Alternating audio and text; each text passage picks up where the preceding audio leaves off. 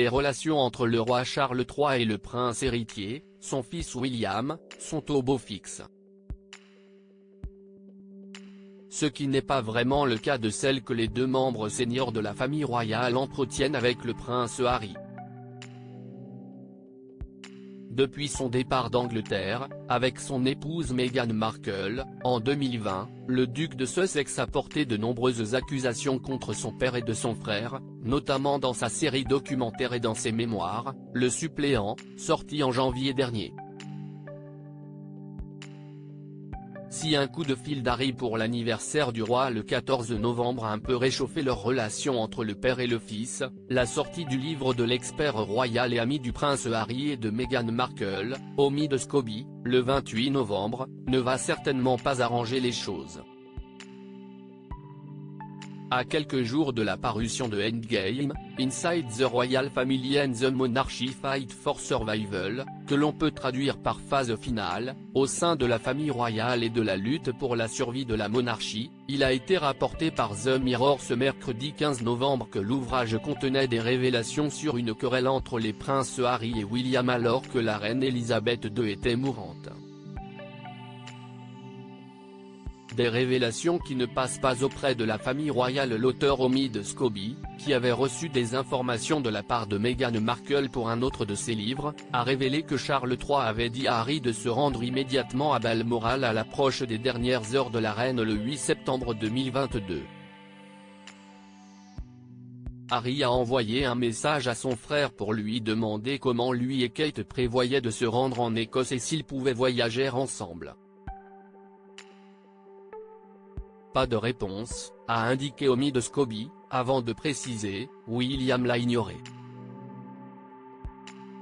Il ne voulait clairement pas voir son frère. Les Sussex ont donc pris un autre vol.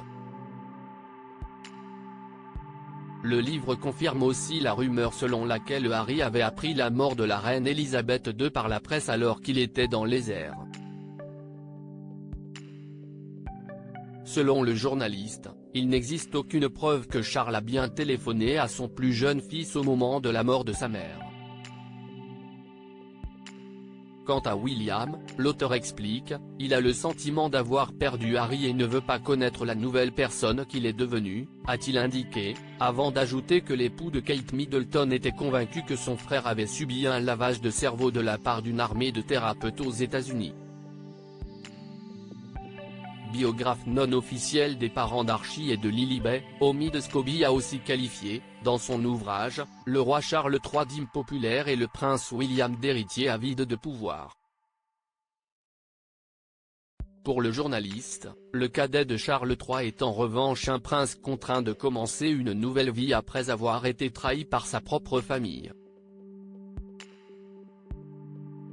Des propos que doit apprécier la famille royale.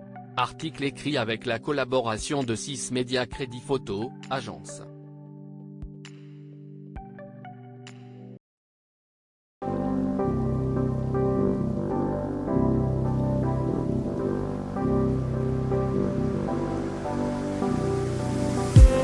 I just need some that will wake me up enough to fight 'cause you let me down it for me to not let me count the minutes. I just need some new make me come up.